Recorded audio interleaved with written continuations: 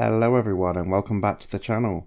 I'm Robbie Rhino, and in today's video I'm going to be reviewing the TL-7 Black Edition, which is one of two brand new tanks to enter World of Tanks console with yesterday's update on the 22nd of November.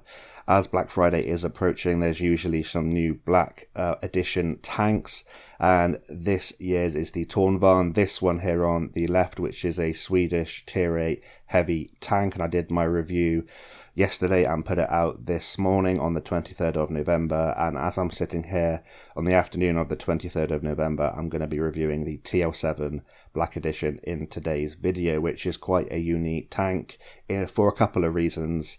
First being it's a tank destroyer that plays a little bit like a heavy, medium and tank destroyer combined. It's got a 120mm gun with a 4-shot autoloader, but secondly and most importantly, it has a 25% silver bonus, and it's the first silver bonus on a tier 9 premium tank in the World War II game mode, so it's quite unique in that aspect. In today's review, I'm going to be reviewing all of the stats of the TL-7, comparing to its competitors, showing you my command and equipment setup and how that impacts the stats of the TL-7. We're going to go into the garage, have a look at the armor profile of this tank, because as you can see, it does have some spaced armor on its side skirts of the hull and also on the sides of its turret, and a well angled upper plate, so hopefully that will be able to bounce some shells and keep you in the game for a little bit longer.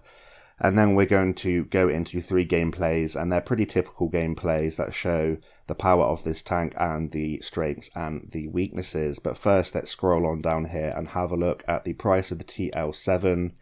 You can get it in a bundle with the Tornvarn for 13,900 gold, which is 50% savings, or you can get it on its own at 10,700 gold. That's a 40% savings. For a tier 9 premium tank, that's not too bad a price on release. However, I'm sure it'll be on sale at some point, maybe 6 months or so down the line. I don't know, but I'm just guessing. It's not a licensed tank or anything, so I'm sure we'll see it in the future. But if you like your tier 9 tanks and you want to make some silver, this is your first chance to do so with a tier 9 tank, then 10,700 gold is fairly reasonable. We're just going to have to see how well it holds up to its competitors. If we scroll up here, we're going to have a look at some of the artwork Wargaming Console have put out on their article. I think the Black Edition tanks look pretty sleek and pretty nice. You can see it's got that spaced armor on the side of the turret and on the side skirts. A very sort of squished hull with its turret kind of mounted, almost rear mounted towards the back of the hull, which is quite unique. It is fully traversable turret. And here's the view of the rear of the tank with some spaced armor protecting the back of the turret. And it's quite a funky little chunky tank destroyer. Here's a picture or a screenshot of the armor view, and we're going to go into more detail in just a little bit. As we head over into the Excel spreadsheet where I've got all of the stats of the TL-7, and I'm going to be comparing in this review to the AMX-50 Foch, which is the tier 9 French tank destroyer, a tech tree tank destroyer.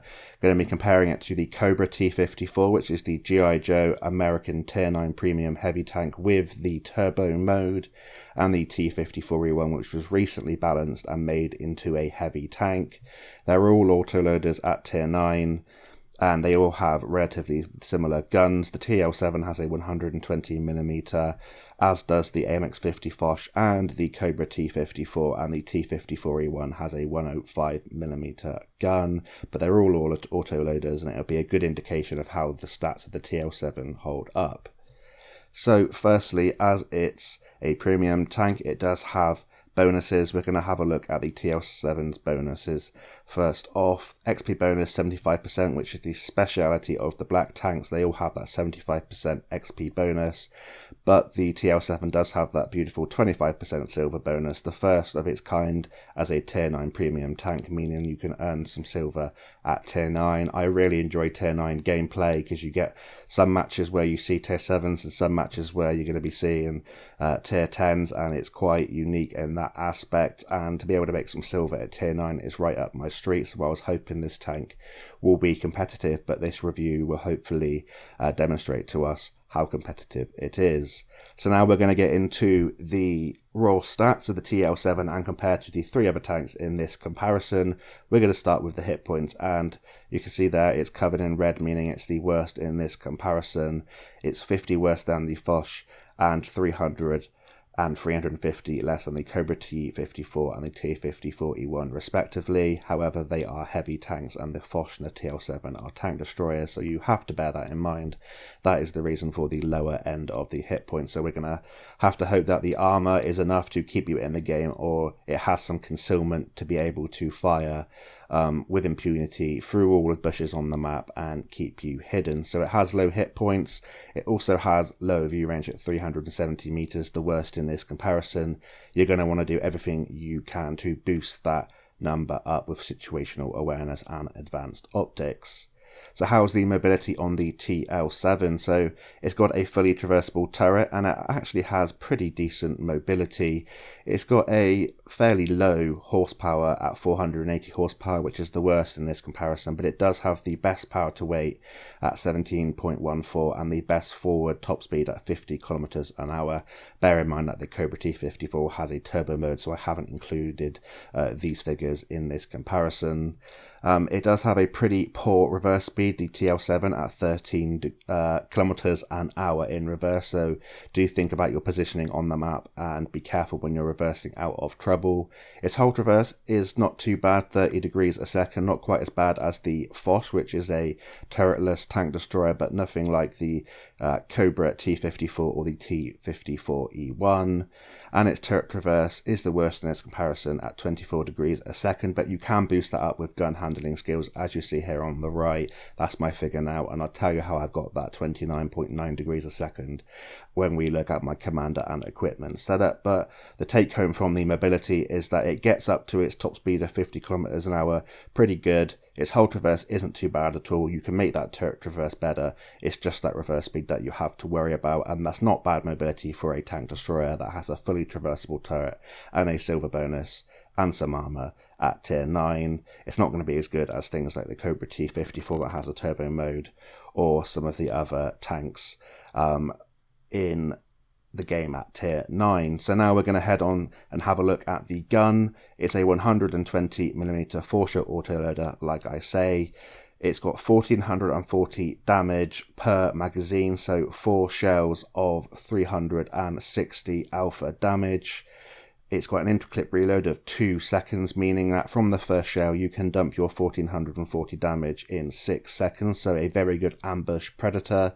It fires AP, APCR and HE, APCR being its premium ammunition choice, which is nice for its shell velocity. However, it doesn't have heat rounds like the T-54E1 does that don't lose penetration over distance, so be warned that the penetration will drop off quite dramatically on the APCR rounds on the TL-7.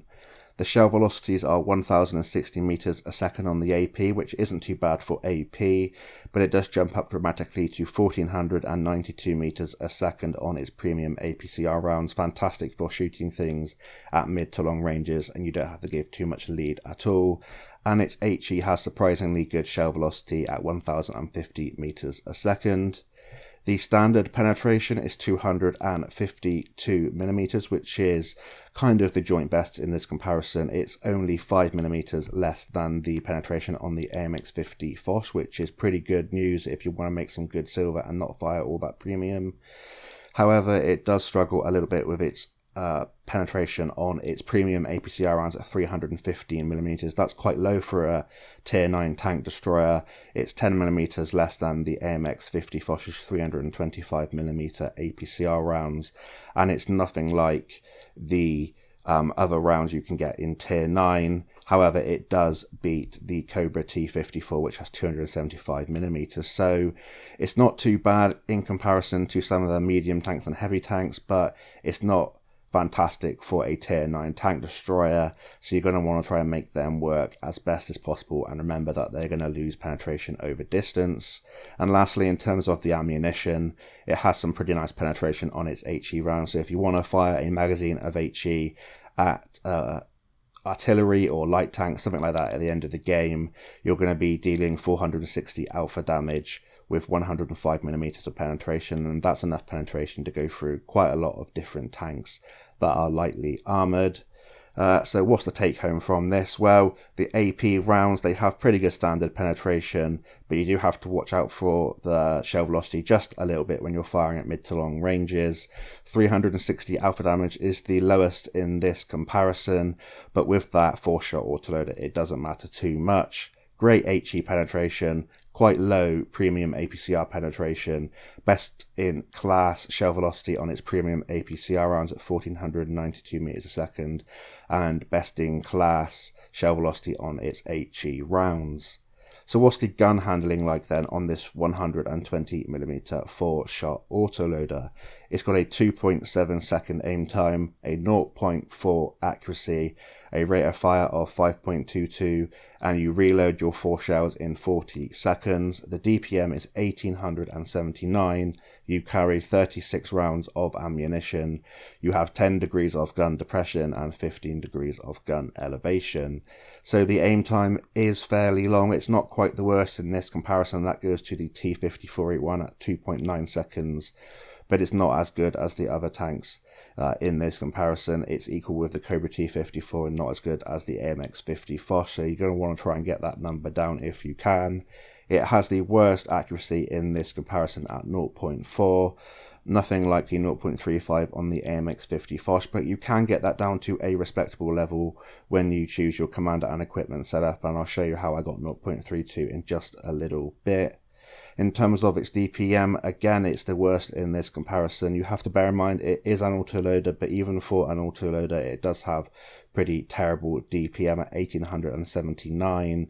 Nothing like the DPM on the AMX-50 Foch at 2332, or the Cobra T-54 at 2336. So you're going to have to hope that the concealment is good enough and the armor is good enough to keep you in the game whilst you are reloading your 4 shells. It has the lowest amount of ammunition in this comparison joint with the T-54E1 at 36 shells, the joint best gun depression, and the gun elevation is somewhere in the middle at 15 degrees of gun elevation, not quite as good as the Cobra T-54's 20 degrees of elevation, but it doesn't really matter. That's not too bad a figure. The gun depression is pretty nice for using many different ridge lines in the game. So what commander skills and equipment skills do I run on the TL-7? Well, in terms of my equipment, I run advanced optics, advanced gun lay and drive, and improved ventilation.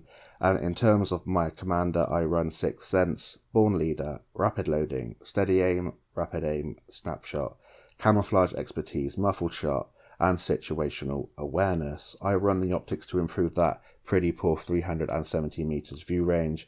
I run the gun laying drive to get down that aim time, and ventilation to improve the DPM, the view range, and the gun handling. And in terms of my commander, I run Sixth Sense and Born Leader as standard, Rapid Loading to help the DPM, I run Steady Aim, Rapid Aim, and Snapshot to help the gun handling, and I run 2 Camouflage skills in Camouflage Expertise and Muffled Shot to try and help the concealment out just that little bit more, and Situational Awareness to work in conjunction with the Advanced Optics and give me a view range of 484 meters, which is enough to spot for myself. You might want to switch out the gun lay and drive for for advanced concealment, I should say, in terms of your equipment. If you really wanted to try and make the thing as stealthy as possible, that is a good option. And you could also maybe take one more concealment commander skill in exchange for a gun handling skill, or maybe even situational awareness, and just run the advanced optics. But with my setup, you'll be looking at a view range of 484 meters, and my still concealment rating is 310 meters, which isn't the best, but you are a fairly chunky tank destroyer, so that is to be expected. My turret traverse has shot up dramatically to 29.9 degrees a second, so that's pretty much the same as the 30 degrees a second on the hull, meaning that it's pretty good at turning its turret and hull at the same speed. And with the gun handling, I now have a 2.15 second aim time, which is pretty nice, but it still feels like it takes an age, and with that fairly quick intraclip reload, it feels like you can't fully aiming, because the bloom is quite bad after you fire on the reticle, and you'll see that in the gameplay, so watch out for that. The accuracy has gone down to 0.32, but that's still not fantastic for a tank destroyer, so you're going to have to hope that your 4 shells make the difference, and the fact that you have an autoloader is your strength. In terms of my rate of fire, it went up to 6.38, which means I now reload the 4 shells in 31.6 seconds, and my DPM is 2,297, which isn't great, but it's definitely not the worst thing in the world. It's the worst in this comparison, but that's a respectable enough DPM to make work if the rest of the tank works for you. So that's it in terms of the review of the stats of the TL-7. We're now going to have a quick look at the armor viewer in the garage, and then we're going to get stuck into the gameplay, so I'll see you in the garage in just a second. So here we are on tanks.gg. I've managed to find the armor profile of the TL-7 on here. I remembered an old video that I saw of this tank on the Asia server of the World of Tanks PC game. It's not on the EU or the NA server, I believe, in World of Tanks PC, so it's quite unique to console and the Asia server, so we're lucky to find this armor viewer, because we can see the effective armor values of the armor on the TL-7. So let's get going. If this thing is looking directly at you and not using its gun depression, you can see there is a glaring weak spot. It's a cupola, it's pretty big, and you only need around 131 to 140 millimeters of penetration to go through that.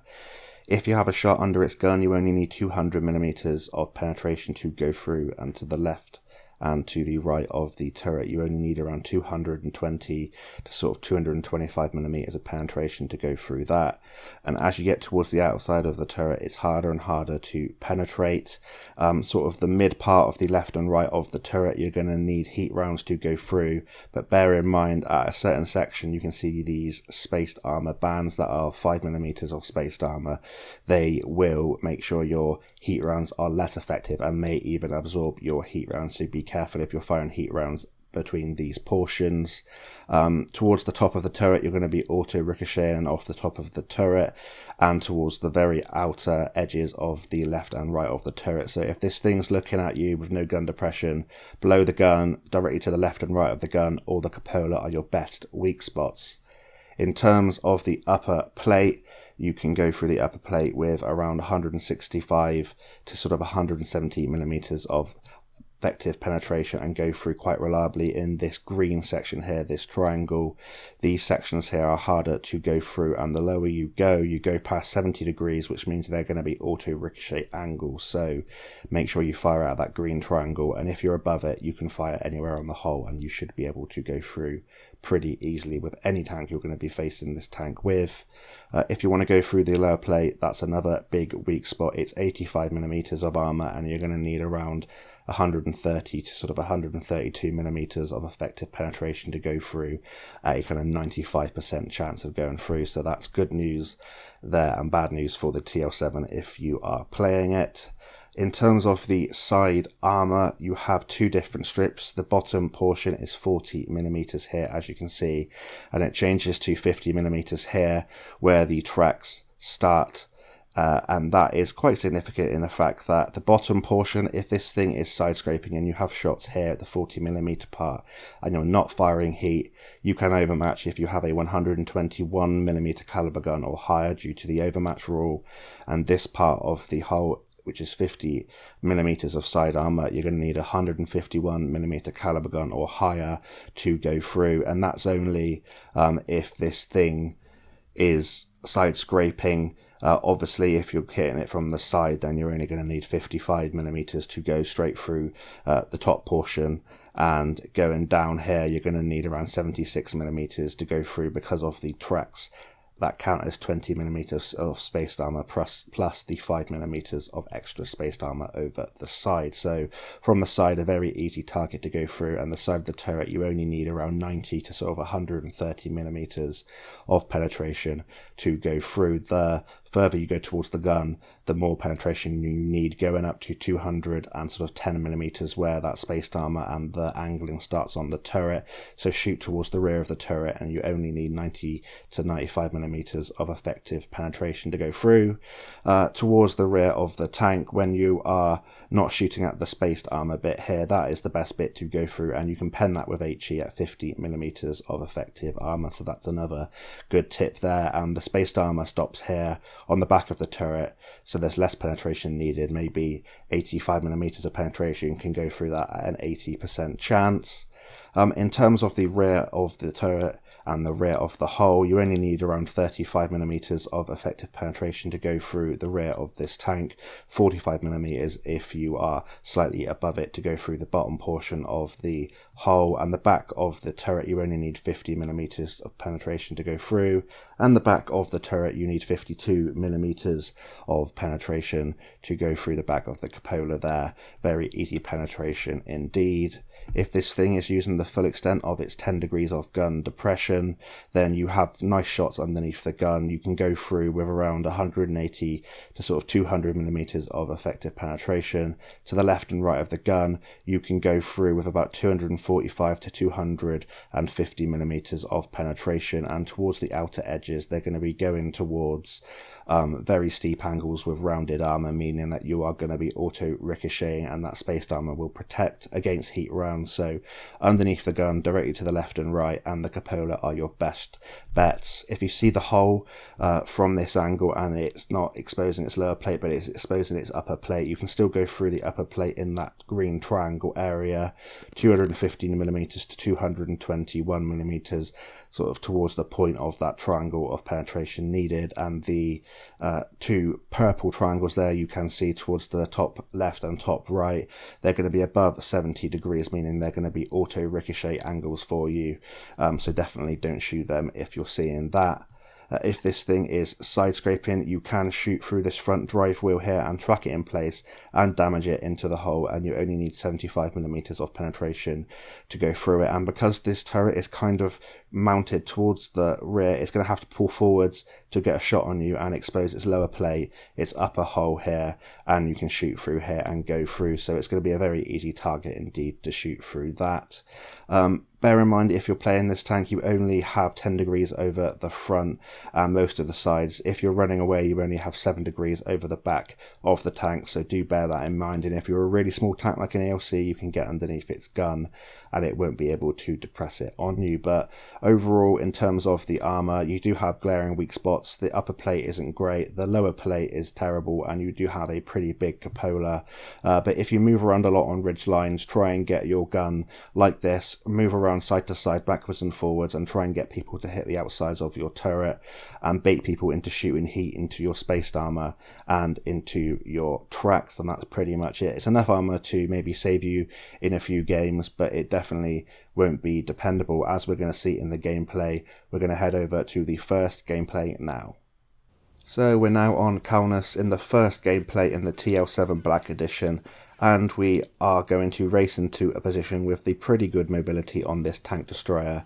We're going to go to a spot on this map that I like to go to try and spot people getting into the north of the map at the start of the battle, and you can see that the mobility does get you there pretty quickly. We're keeping up with the medium tank and the light tank on our left and right respectively, and you can play this tank a little bit like a hybrid medium heavy at points, and you can also use the slightly better concealment than you get on a heavy or medium, or at least a medium of this size, like a tank destroyer. So that's why I say it's a little bit of an enigma, this tank. It's a little bit of everything. It's an all-rounder, and yeah, it's very unique with that 25% silver boost, and it's going to appeal to quite a few players regardless of its performance, I think, because Tier 9 is quite a good tier to play. You can see here that in between shells, the bloom on this gun really does go out, and especially when you are moving, run and gun would be another good skill to put on this tank, and I might tweak around with my setup at some point.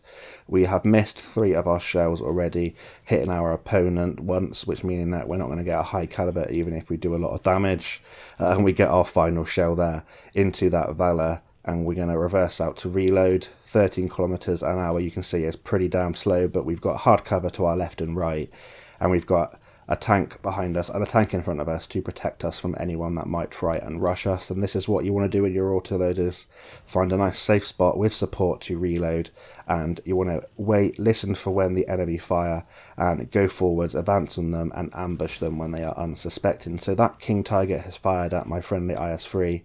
I'm going to use the hard cover to advance unspotted. I've got 4 shells and I know I can clip him out even if I do screw up 1 shell there. I do track him in place, which is handy, but I did want to damage him as well, and he's not long for this world. He manages to get a shot into us. I tried to angle as much as possible. I slightly over angled and he would have been able to penetrate me if he wasn't firing HE, so he did hardly any damage as he hit our side skirts, and the space armor there protected us from taking a little bit more splash than we should have. But we're going to play quite aggressively here, not that typical tank destroyer sniping role. You can play it like a medium tank and heavy tank, like I say, just a heavy tank with slightly worse armor than a lot of the other heavy tanks. Use your mobility to get into a position and ambush your enemy tanks with the support of your friendly tanks. So we're just making sure that all of our corners are checked as we're going through. We're not getting proxy spotted by people waiting on corners, and we're going to advance into this position here in sort of E8 and see if we can get some shots into the tanks on our left or to the tanks that like to sit here on the right on that sniping hill. It's a little bit awkward here because I don't want to take more than 1 shot in return for dealing a magazine's worth of damage into someone. You always want to trade effectively with your autoloader. You don't want to go 1 for 1 if it's someone with the same caliber gun or a higher caliber gun, because they're going to be coming off better. If you have to take a shot, you want to make sure you get at least 2, maybe even all of your magazine into them for that trade, and that's the best way to play autoloader. So we're just biding our time, we're being patient.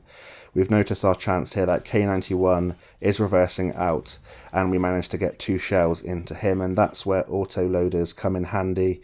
You've got enough shells usually to finish off low health targets, and they really do rack up the kills. I'm keeping these 2 shells in the magazine here in the hope that I do find another target pretty quickly.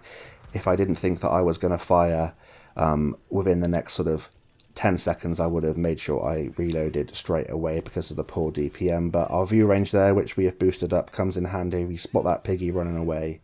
We get 1 shell into him, and unfortunately we can't quite finish him off, but we have 1 shell left to put into that Object 704, who has pretty good armor, sloped armor on the front of that tank, so our standard penetration more than enough to go through him. We reverse with that terrible reverse speed behind this hard cover. I know that he can come round and push me because we have tank support to our left, and now it's all about waiting for our reload. And I've only just noticed, but I made the critical mistake that you shouldn't do in autoloaders of not looking at your ammo count. For some reason I have 5 HE and I have reloaded 3 AP shells. I don't have enough for a full magazine. I should have just switched to my premium APCR. I come round the corner because I thought I heard that 704 fire. He gets 1 into us, showing you that the armor doesn't work all of the time, but we managed to get 2 shells into him, and now he's a 1-shot. We tried to track him on that ridge. He repaired quite quickly, and I was hoping one of our teammates would take him out pretty sharpish. So there's that artillery back for more. He fired at us earlier. We spotted him out. He looks like he just wants to go back to the garage, maybe go for dinner, and he gets taken out by our friendly Progetto 65. Now that that 704 has gone, we can push forward and see if we can get some shells at the end of this game into the tanks that are towards the south of the map. We're just sat back here using our concealment that we have boosted up, and I was hoping that one of these tanks surely would come into the open. I have very slim shots onto like the turret and the back ends of tanks here. I could slip down this bank and advance forward, but guaranteed as soon as I do that, sod's law, I'd probably miss a shell. I should have probably shot there. It looks like all of the tanks are racing forward and there's no more opportunity. But luck strikes me. There's an IS-3 over there on full health, and if I can get down here without dying, I can use the great mobility of this tank to get forward with this very nice power to weight ratio and get at least 1 or 2 shells into him.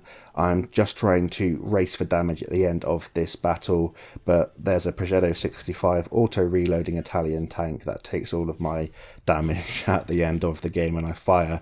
In celebration and frustration with the victory, we still managed to pick up the win when we finished in the MVP slot with a profit of just shy of 100,000 silver, firing 1 APCR shell, I believe, there at the end, or maybe even a couple, 597 assistance and 2 kills. And that was a pretty typical game I was having in the TL-7 Black, but the next 2 are examples of slightly better games that you can have in this tank if you're patient and you play to the tank straight. So I'll head over there and I'll see you in just a second. You're joining me now on Dragon Ridge in the TL-7 Black Edition. We're just heading into position at the start of the battle. It's a standard battle, and we're going to head towards the centre of the map with all of the houses in this little village or town, whatever you want to call it. We're going to try and get shots towards the north of the map as people head into position. And with an autoloader, it's all about ambushing tanks that are unsuspecting and trading well, taking one shot and putting a whole magazine into them, or shooting them whilst they are distracted or they are being sort of held back by your friendlies and making use of their distraction. So we're reloaded by the time we get into position. It's now nearly sort of 2 minutes or 1.5 minutes into the battle, and we haven't been able to fire a shot yet. So we finally find our first victim. Unfortunately, it's a 279E, and from this distance our AP rounds will not be able to go through. APCR wouldn't be the best ammunition selection. We are slightly lower than him. We'd need heat rounds for a chance to go through him. So we keep our rounds in the magazine for targets we know that we can penetrate. You can see there that when you do let this gun aim in, it does treat you well. We get 2 shots in to the tanks there, 1 into that leopard on the move. We fire 1 blind, and we're keeping 1 in the magazine because we think that we're going to fire within the next sort of 5 to 10 seconds. We were able to, but the sharpshooter does what his name suggests, and he sharpshoots us out of that position and gets the kill on that tank, meaning that we're going to select a reload and try and look for our next target. We're going to sit in this position because not too many of the tanks towards the sort of south and the middle of the map have been detected. I know there's usually quite a few there. There's a big brawl going on in that valley there on the 9-0 line that a lot of the heavy tanks like to go to, so we're going to make our way over there. You can look at the bloom there. I was just checking it out. When you're on the move, this thing is terrible at firing on the move. If you use run and gun as a commander skill, it would definitely help, but it would still be pretty poor. So do be wary of that. If you are sort of circling and auto-aiming at tanks, you're likely to miss, even at kind of mid to close range. We spot that 790 as we're getting into position. I want to make our way into this position here where we have hard cover to our right, and we're able to get shots down onto these tanks that are brawling in the sort of E7 location. There's a hard case there which has a lot of spaced armor. I put a video out of that tank a while ago. I don't really want to be firing at the side of that tank because you have to go for the drive wheel to be able to have a chance of going through that tank through the side. We're just keeping our shells in the magazine here, waiting for our next ambush opportunity. I don't want to waste the shells. Because of the poor DPM, I'm trying to make my shells count every single time that I have a magazine loaded in this tank.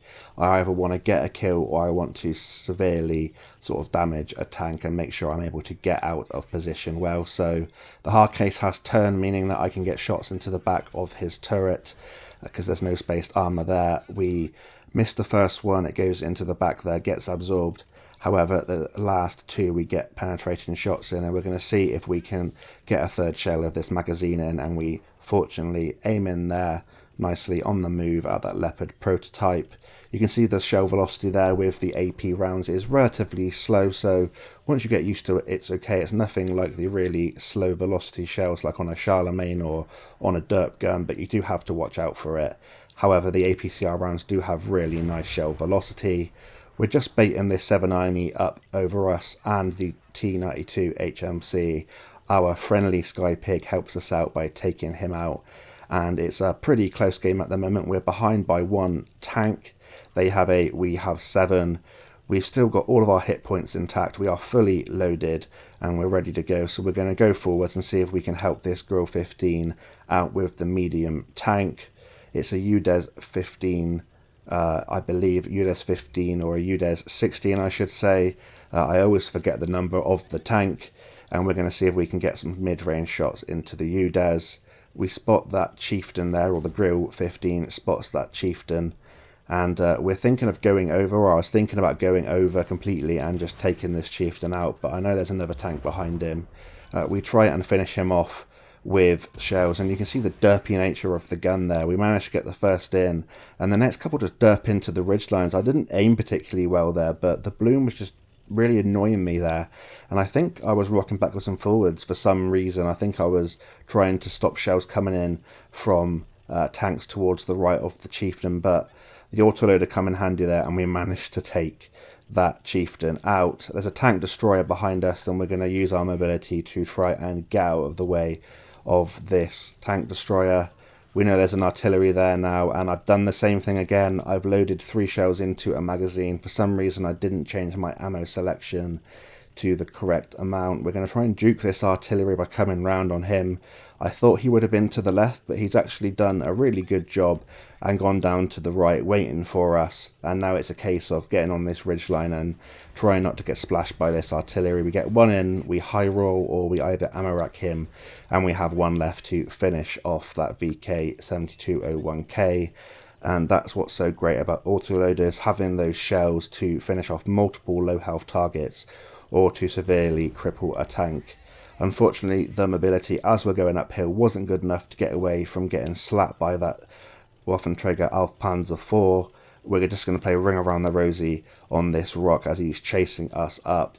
And now I'm going to try and duke him by going left up this hill, and hopefully we're going to get into a position where he's going to be unaware of where we are and we can get a shout into him.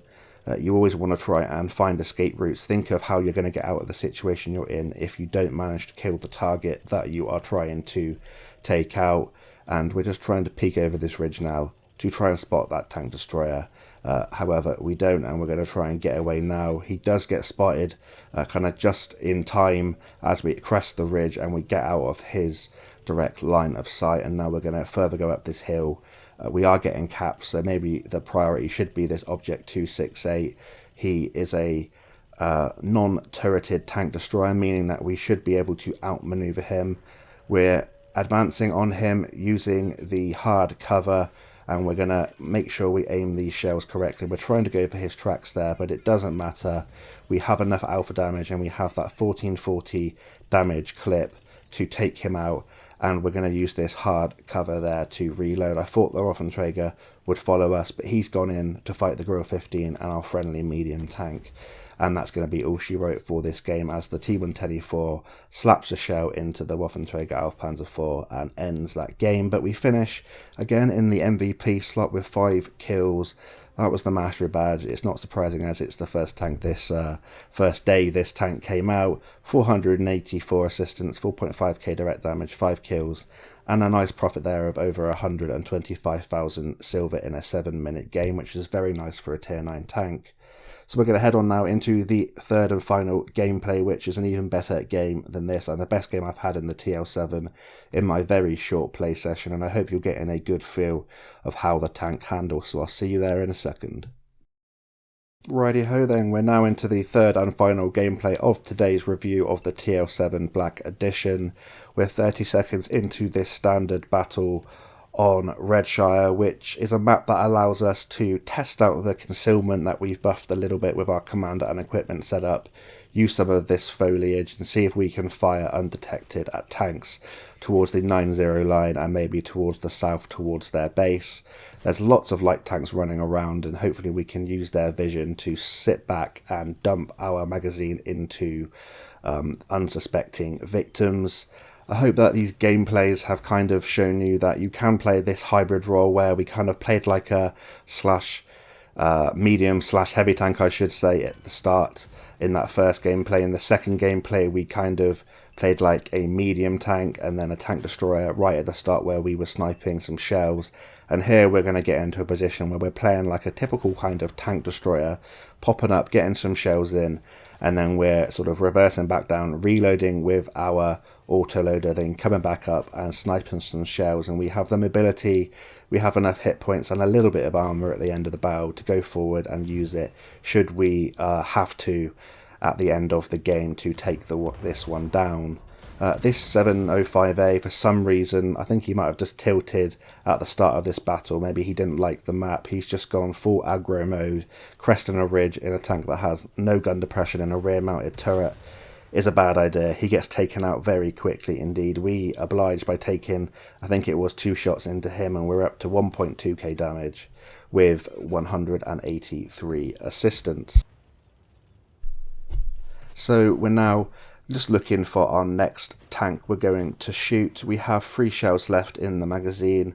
I'm always feeling like there was another shell or another target coming within the next sort of 5 to 10 seconds. That's why I've kept this amount loaded. We're looking for a shot on this EBR. We lead it quite well, but just unfortunately flies over him slightly. You can see there when you do pull forward and you move around, that bloom on that reticle is really going big.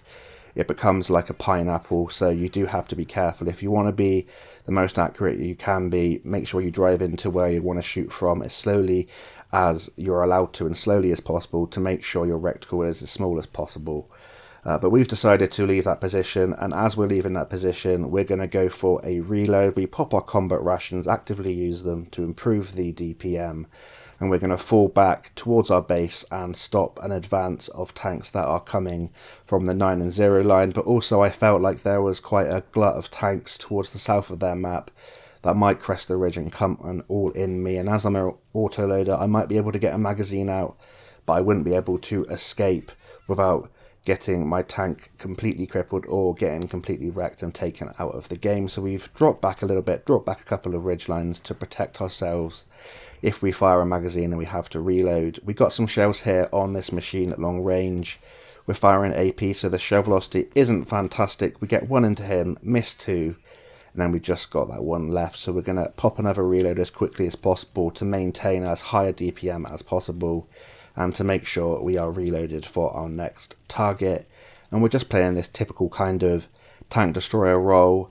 We can use the mobility of a sort of chunkier medium tank to get forwards and be the aggressor if we need to in just a little bit. But the battle's going well for our team. We're 4 tanks up, so we're going to carry on using our mobility. We're full health, and we're going to play quite aggressively now towards the end of the battle to see if we can get some extra damage in and boost our damage number up.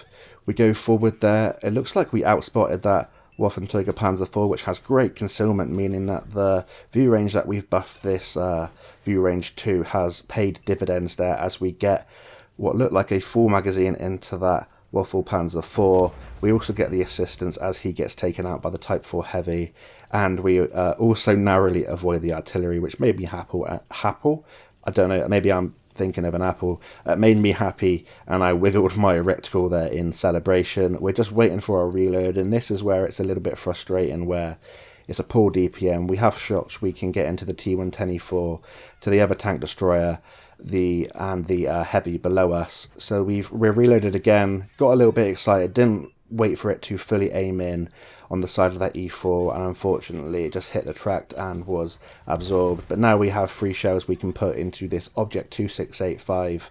That's not a bad clip, but it could have been better if we penned the E4 at the start there. We might have even tracked him and got some more assistance. But it's all about now popping up, using the view range when we can to keep these tanks lit, and hoping we manage to reload another magazine in time for the end of this battle. I'm happy to take 1 or 2 shells here if needed, but just not preferably by the high alpha damage tanks. We're waiting for this 60 TP to back up. He's backing up right into our ambush. We make sure we drop down not to get spotted until the last minute, and then we can just dump our magazine in typical autoloader fashion, going for the rear of the tank there, trying to track or damage the fuel tank. We get 4 shots into him. We have to turn around. You can see the traverse is okay, but it's not absolutely fantastic. But when you do get going, you do have this great mobility, and hopefully we can outrun his reload. We're going to go around this section here, around this ridge line, bait him round, and the light tank's going to have fun circling that 60 TP. The 7 degrees of gun depression wouldn't have done great over the back of the tank, but it doesn't matter. We baited him, he gets taken out, and we finish that game with no kills, but 5.1k direct damage, 1000 assistance, the first class badge, and 1612 base experience points, with a nice profit of just shy of 140,000 silver. So I hope these 3 gameplays have shown you that you can play kind of a variety of roles on the battlefield. You have a pretty devastating clip of 1440 damage.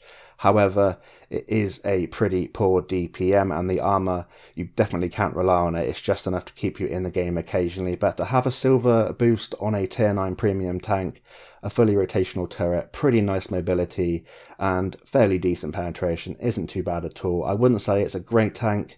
It's just an okay tank. If you like tier 9, you're probably going to enjoy it, but it's still a kind of steep price if it's not a tank you're going to play too often, so maybe wait for it to come on sale in the future. But that's it for today's review of the TL-7 Black Edition. I hope you found it informative and or enjoyable. Thank you all so much for the support, and until next time, I'll see you on the battlefield, and bye for now.